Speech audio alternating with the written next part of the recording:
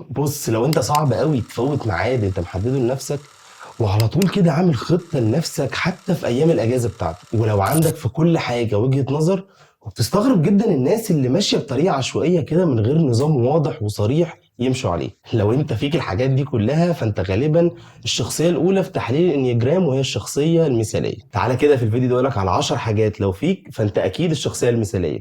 انا احمد البكر، وده فيديو جديد علشان نبقى احسن. اختبار الانيجرام واحد من اشهر الطرق لتحليل الشخصيه، بس خلينا كده قبل ما نبدا نبقى فاهمين ان مفيش ولا اختبار من الاختبارات دي كلها هتحدد شخصيتك بنسبه 100%، لان غالبا شخصيتك هي عباره عن شويه مواقف اتعرضت لها وظروف عديت بيها خلتك بالشخصيه اللي انت فيها دلوقتي. فخليك متاكد كده ان انت دايما هتكون مميز عن اي حد تاني في الدنيا. بس الاختبارات دي بتبقى ميزتها اكتر ان انت تفهم نفسك، ان انت تاخد خطوه واحده بس عشان تفهم نفسك، علشان تعرف ايه الحاجات اللي انت ممكن تحسنها في نفسك شويه علشان تبقى احسن. وحاجه تانية ان ممكن تلاقي نفسك في اكتر من شخصيه من شخصيات الانيجرام دي. صعب جدا تلاقي واحد عنده 100% من شخصيه واحده بس، هتلاقي دايما النسب متوزعه على شخصيتين او ثلاثه، بس دايما بيكون في شخصيه غالب فيها الطبع شويه. وعلشان تعرف اذا كنت انت الشخصيه المثاليه ولا لا، تعال اقول لك على اول حاجه من العشر حاجات اللي لو فيك فغالبا انت هتكون الشخصيه المثاليه، وهي ان دايما تفكيرك بيكون يا كل حاجه يا لا، او من الاخر زي ما بيسموها بالانجليزي all or nothing. الشخصيات المثاليه عامه بيكونوا عايزين يعملوا الحاجه على اكمل وجه، بيعملوها صح 100% من اول مره، ما عندوش وقت ان هو يجرب ويفشل.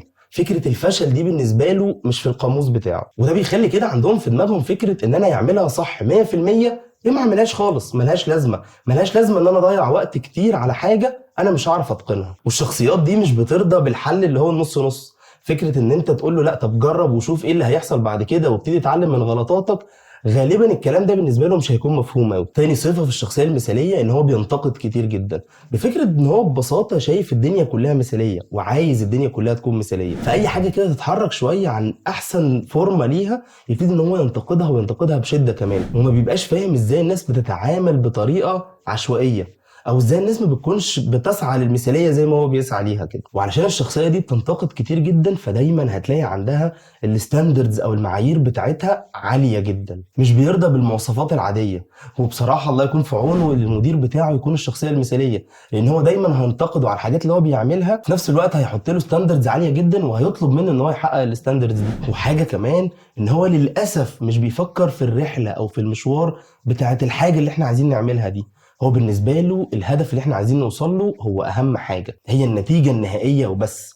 انت عديت بايه او ايه اللي حصل لك اللي خلاك ما توصلش للنتيجه النهائيه اللي انا عايزها دي، ده بالنسبه لي حاجات ملهاش اي لازمه. وبالرغم ان هو بيحط معايير عاليه جدا، وساعات كتيره بيحط خطط تكون شبه مستحيله اصلا ان هي تتنفذ، بس برضه بالنسبه له ان هو يفشل في تحقيق اهدافه دي حاجه بتكون في منتهى الاحباط، وبيحبط جدا من فكره ان هو ما يحققش هدفه او ما يحققش الخطه اللي هو حاططها لنفسه. وحاجه كمان لو فيك فانت غالبا هتكون الشخصيه المثاليه، هي فكره ان انت اللي بيحركك هو الخوف، مش ان انت عايز تنجح في حاجه معينه، لا انت خايف ان انت تفشل عموما. هو غالبا بيعمل الحاجه اللي هو عايز يعملها لمجرد ان هو حط لنفسه خطه ان هو يعملها، مش مهم بقى ايه اللي حصل او ايه اللي اتغير. وده بيخلي عنده عدم وجود مرونه كبيره جدا في الحياه اللي هو عايشها وفي الخطط اللي هو بيحطها لنفسه. نيجي بقى لاوحش صفه ممكن تكون موجوده عند الشخصيات المثاليه، وهي فكره التسويف. التسويف ببساطه معناه ان انا اجل الحاجه اللي انا عايز اعملها لغايه ما الظروف كده تتهيأ ان انا اعملها، لغايه ما الساعه تيجي 12 مثلا، او ان انا اكون جاهز عامه ان انا اعمل الحاجه دي